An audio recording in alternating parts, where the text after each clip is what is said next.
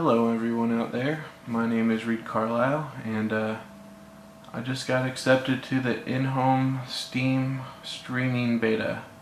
So I just thought I would make a video about how I hooked up my Steam machine for about $10 and just random pieces of equipment that I'd already collected throughout the years that I just had in storage and stuff. So first off, this is my laptop that I'm going to be using, but I'm going to show you my specs to show you how pretty overwhelmingly underpowered this thing is. It's got a AMD dual core 2.0 gigahertz processor. It's only got 4 gigs of RAM. And an ATI Mobility Radeon HD 4200 with 0.3 gigabytes of video memory. So pretty low spec laptop. It is a Gateway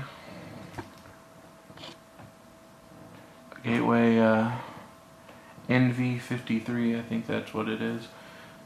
It's probably a 2 or 3 year old laptop that I bought for about probably $400, $500, so nothing fancy or special. I also had a review, a Logitech review, that ended up dying on me, but I decided to keep the keyboard, and this is a RF keyboard that I plan on using, and I think it's K700 is what it's called. So yeah, I'm only going to spend about $10 on this build because I will have to purchase a it's called a Unity dongle for the Logitech machine or keyboard, and last but not least, the only other thing I had to get, this is, I'm going to use the keyboard for like just navigating windows and whatnot, because it's not set up to be controlled completely by a Xbox 360 controller. But for big screen mode, I'm going to be using my Xbox 360 wireless for PC controller. So yeah, that's basically what my build's going to consist of, and I will be back with setting everything up. Okay, so another cool feature that I found while testing this out, it's probably been around for a while, in big picture mode, I haven't really messed with until now, but I found that if you go to interface, you can set it so every time you start Steam on your client machine, it'll start up in big picture mode. So that's a useful step that you don't have to do. So, okay, and I'm going to also show you how I have my system set up for in-home streaming. Okay,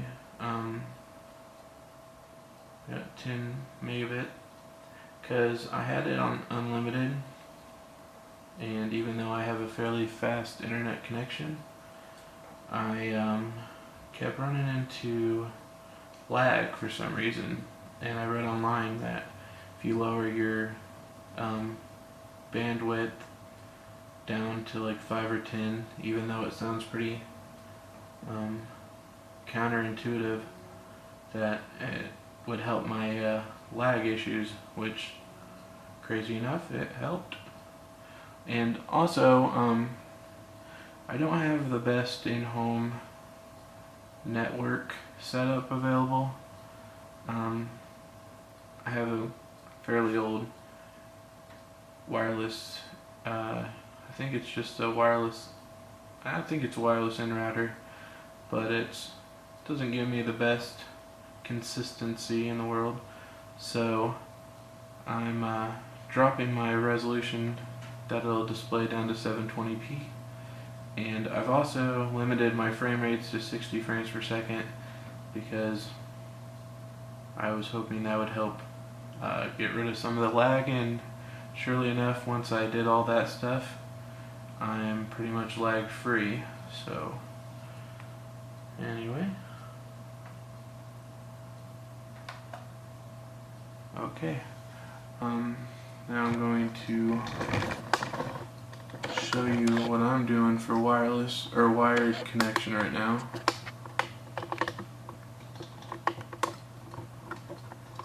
Sorry about that. Okay, here's my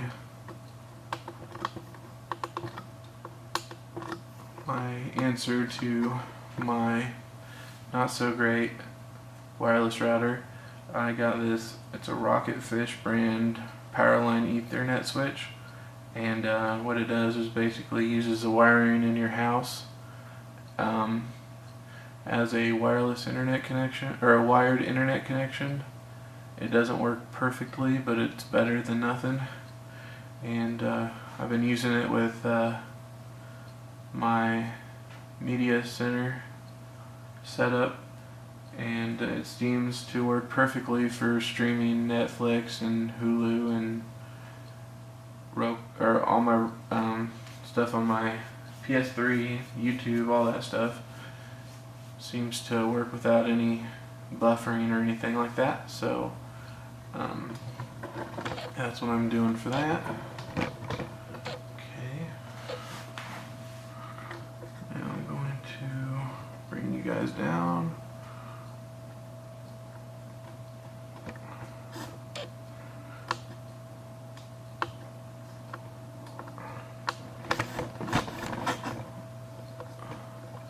Show you what I'm setting up down here. Fairly simple. Just got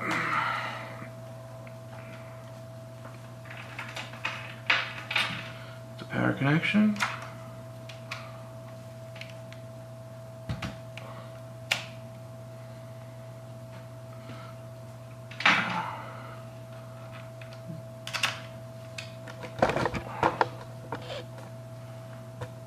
the USB for my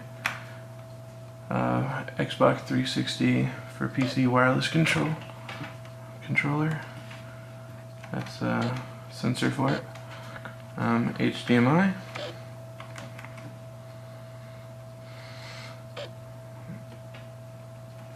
It seems to work perfect with sound and everything.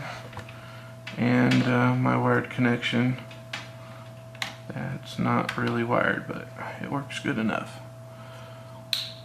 So yeah, now I'll be back with some actual gameplay. Okay, so I'm going to turn everything on.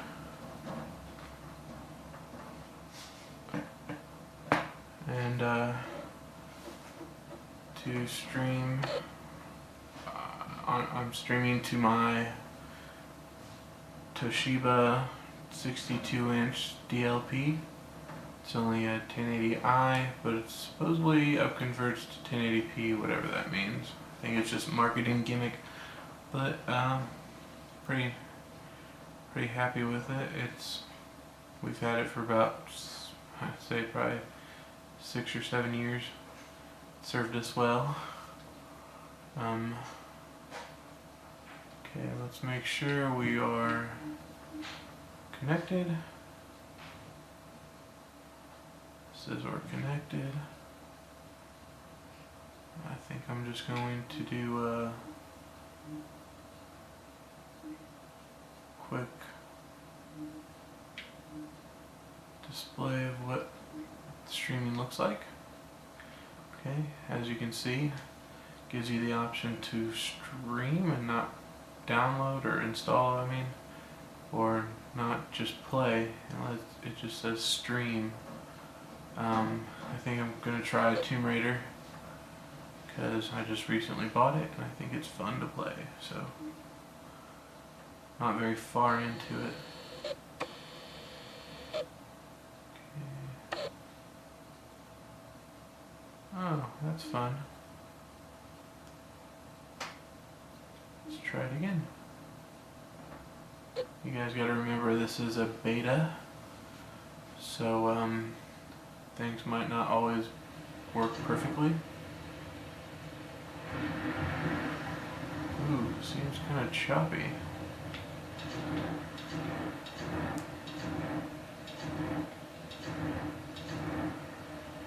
Huh. I think I'm gonna go troubleshoot this and I'll be back.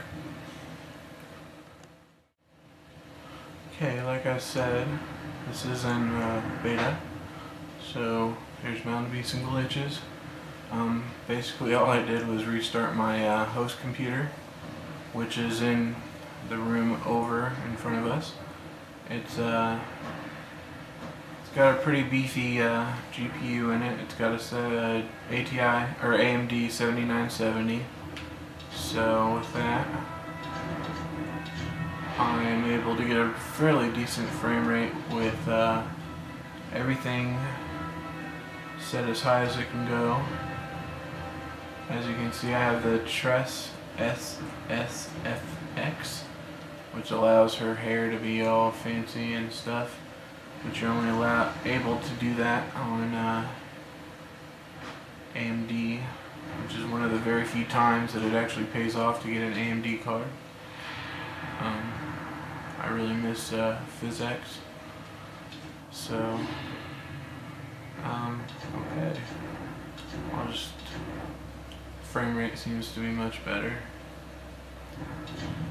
So I'll try to play a little bit of gameplay.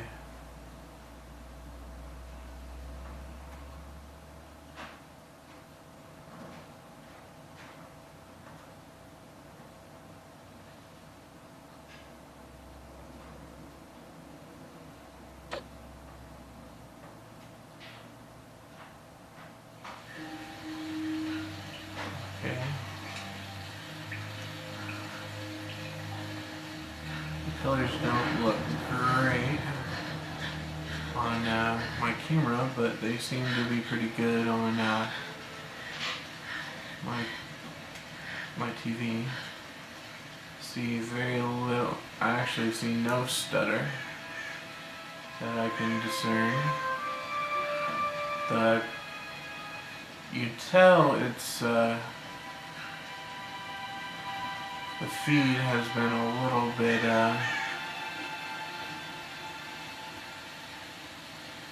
it's been taken down a little bit in quality compared to when I play it on PC, but it looks, shoot, I mean, I'd take that over buying a brand new next-gen console for $400, $500. Sure, the quality is about the same.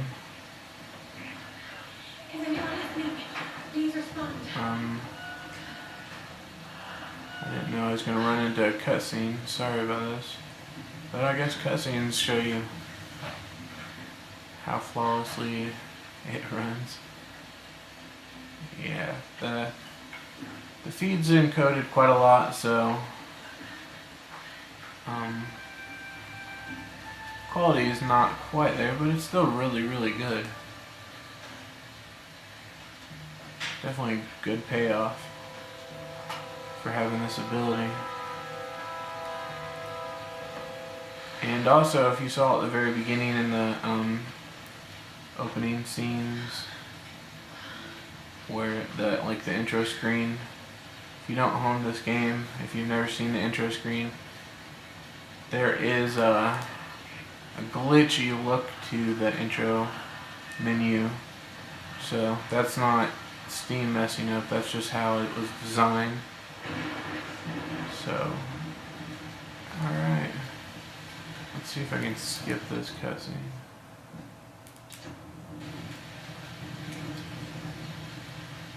Oh. Here's the soon-to-be world-famous archaeologist, Laura Croft, in her native habitat. She's on the hunt for the lost kingdom of Yamatai. Apparently it's turned on in the other room too with the sound. I can hear it echoing. Sam, this is serious. Oh, sweetie, I know. I'm just trying to lighten the mood here. Okay, gonna skip that.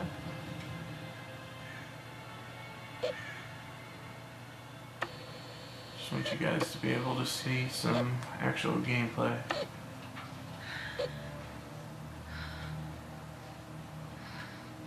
They're gonna let me ever... Okay, there we go. I'll just sit here.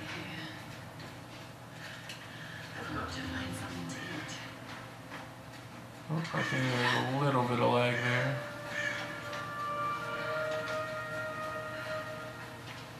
Oh, God. What's going on here? Wait. I can use that room.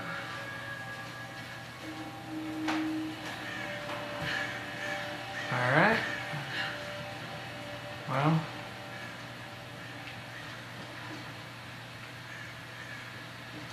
Why can't I get over there? Okay, so, yeah, everything looks great. Hardly any lag. And I don't have the best network setup in the world. So, color me impressed, because I got a brand new console sitting under my entertainment center with my 300 plus game library of games from Steam for $10. All I have to do is buy a dongle for my keyboard and basically I can do anything with this. So I'm very excited and happy, and I was kind of bummed that I didn't get into the hardware beta, but this kind of makes up for it because I can do everything I want to do with just this. So yeah, so I hope you guys like my video, and I guess I'll talk to you.